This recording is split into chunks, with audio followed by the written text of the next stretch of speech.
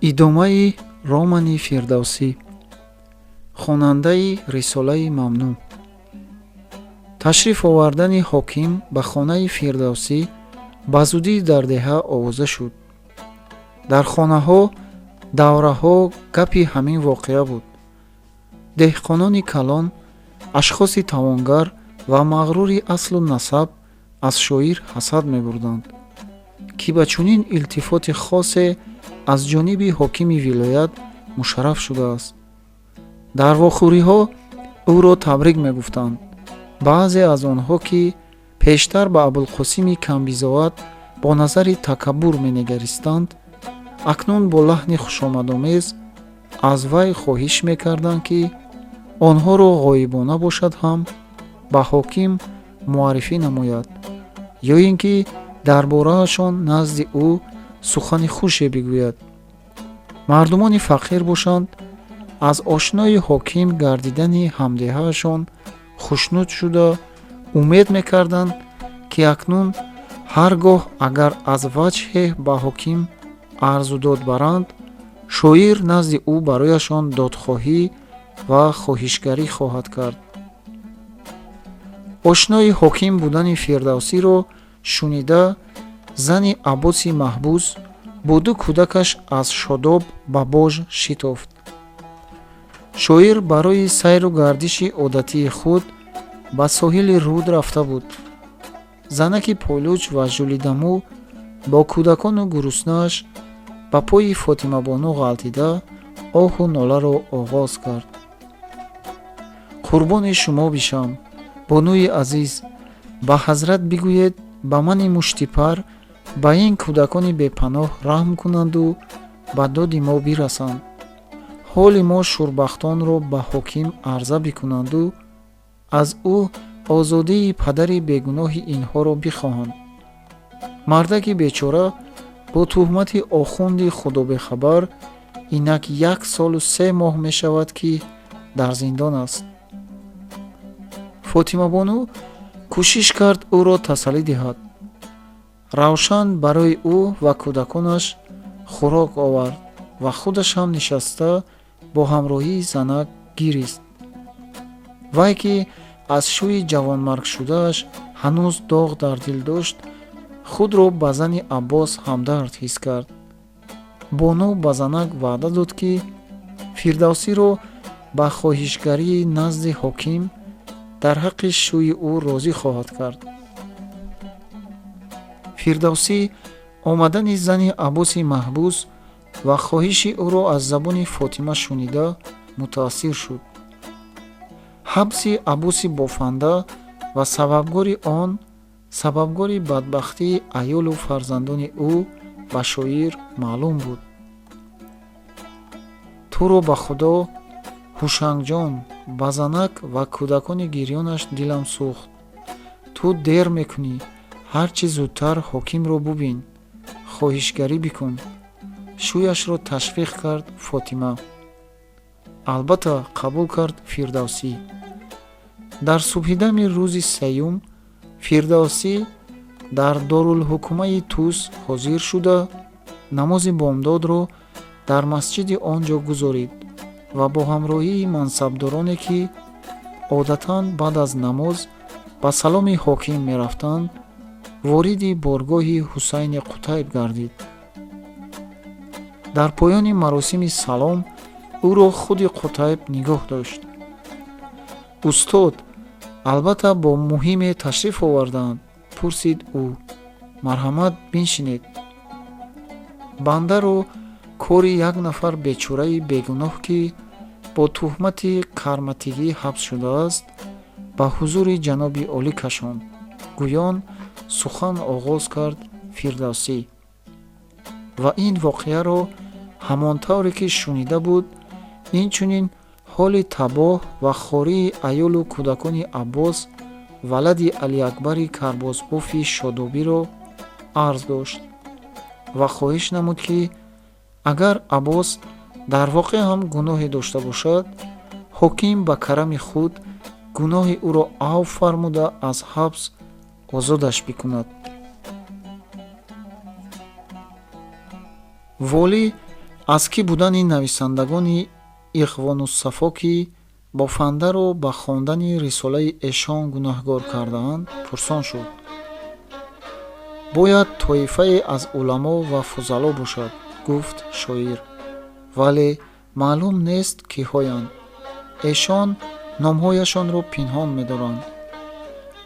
боиси пинҳон доштанашон шояд аз андешаи он бошад ки зотҳое монанди охунди шодобӣ дар ҳама ҷо ҳастанд ва дар таъқибу сарукӯбии ҳар касе ки ба ақидаи онон қарматӣ ё исмоилӣ, муътазилӣ, фалсафӣ мебошанд, ҳеҷ кӯтоҳӣ намекунанд.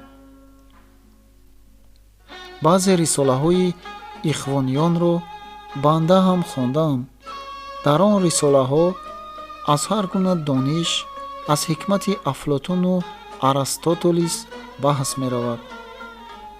мегӯянд дар дигар рисолаҳои эшон аз касбу ҳунарҳои дастӣ низ сухан ронда мешавад ва ҳамин шояд ҷолиби таваҷҷӯҳи Аббоси бофандӣ шуда бошад. вагарна бофандаи омии камсавод куҷову ҳикмати юнон куҷо? ҳам гумон намекунам ки ӯ ба фаҳми қарматияву фалсафии он мерасида бошад. банда бояд инро ҳам арз кунам ки калону хурди аҳолии шодоб ҳама ба диёнату покии ахлоқи Аббос гувоҳӣ медиҳанд. хуб, мо арзи шуморо шунидем, устод. кори он бофандаро тафаҳҳус мекунем, ваъда дод ҳоким.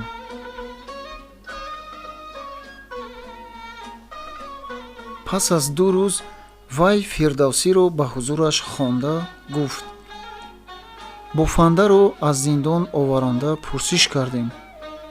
рисоларо ба вай як нафар ошнои ҳамкасбааш барои якчанд рӯз амонат дода будааст.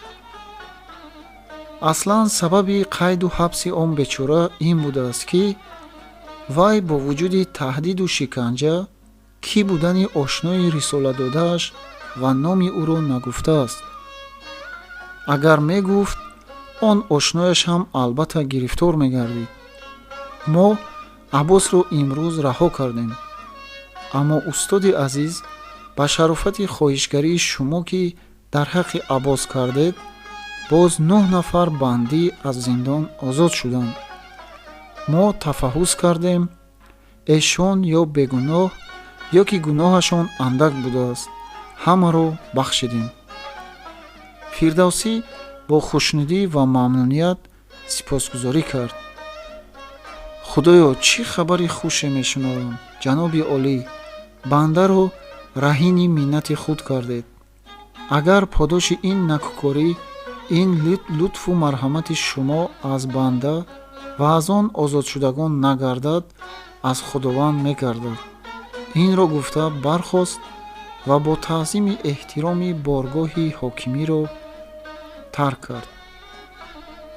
ба бош баргашта аз дари ҳавлияш бо овози баланд «Фотимаҷон, шодиёна бидеҳ» гӯён ворид гардид.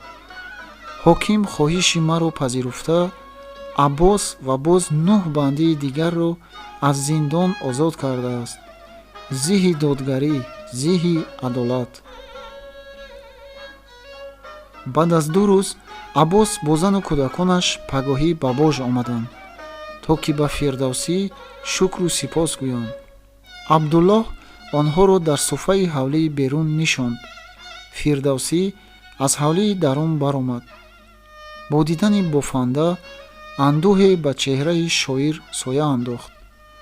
мардаки миёнсол ки Фирдавсӣ ӯро аз он пеш на як бору 2 бор дида буд, ҳоло пири 60-соларо мемонд.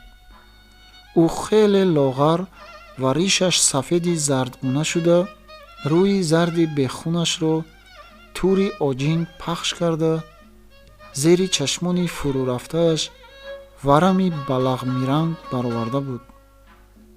ҳатто ранги чашмонаш ҳам парида буд ки чӣ ранг доштани онҳоро муайян кардан душвор буд. дар пояш чоруқи кӯҳнаи ямоқин дошт. бечораро зиндон ба чӣ ҳоли табоҳе овардааст. Аббос пеши пои Фирдавсӣ афтода, домани абои ӯро бусида ба чашмонаш мемолид. Шоир ӯро бархез, бархез, хуб нест гӯён, аз китфаш гирифта ба по рост кард. қурбони шумо бошам, хоҷаи бузургвор, бо овози хазини гирьяолуд изҳори миннатдорӣ мекард мардак. Халосам кардед, умри дубораам бахшидед. Бақияи умрамро то дами охирин сарфаи хизмати шумо кунам ҳам боз шукри ин некиятонро ба ҷо оварда наметавонам. Зани Аббос дар канортар истода буду мегирист ва ба кӯдаконаш, писараки 4сола ва духтарбачаи 3сола мегуфт: бобоҷони азизро салом кунед, бигӯед қурбони некиятон, қурбони рӯи муборакатон бошем. бобоҷони бузургвор, шумо моро аз ятимӣ наҷот додед, падарамонро барои мо овардед. илоҳо боз солёни бисьёр ба тандурустиву саломат, зиёду хушбахтии фарзандонатон ва набираву абираҳоятонро бубинед. бачаҳо сӯи шоир пеш омаданд. вай аз пешонии онҳо бусид ва ба ҳар се гуфт: ба андарон биравед, бонуро ҳам ба шодии худатон шод бикунед. занак бо бачаҳояш ба ҳавлии дарун равон шуданд. Фирдавсӣ Аббосро дар суфа рӯ ба рӯи худ нишонида, бо вай пурсупос кард. он чӣ бофанда аз воқеаи рисолаи Ихвонуссафо ва рафтори Абдунабии Охунд нақл кард, шоирро ба ҳайрат афканд. банда курсавод ки ҳастам, гуфт Аббос, рисоларо ҳиҷҷакунон ба душворӣ хондам. касбу ҳунарҳоро навиштаанд. маънии баъзе навиштаҳоро нафаҳмидам. пеши Охунд бурдам, нишон додам ва хоҳиш кардам: ҷаноби Охунд, агар малол наояд, ба ман бифаҳмонед ин ҷо чӣ навиштаанду маънояш чист. Охунд рисоларо диданду шурӯъ карданд маро сарзаниш кардану дашном доданд. ту бадбахт дар ҳуфия китобҳои куфру бидъат мехонӣ, динат имонатро фурӯхтӣ. бигӯ, ин рисоларо ба ту кӣ дод? ман тарсидам, қариб буд номи ошноямро, ки рисола аз ӯ ба ман амонат расида буд, бигӯям, вале нагуфтам. андешидам, ки мабодо ӯро ҳам гунаҳкор кунанд. баъдан ҷаноби Охунд аз банда ба ҳазрати шайх ва ба ҳоким хабар бурданд, ки фалонӣ қарматии сиррӣ аст. шоир бо он ки медонист Охунд чӣ гуна шахсест, аз вай то ба ин дараҷа мунофиқиро чашм надошт.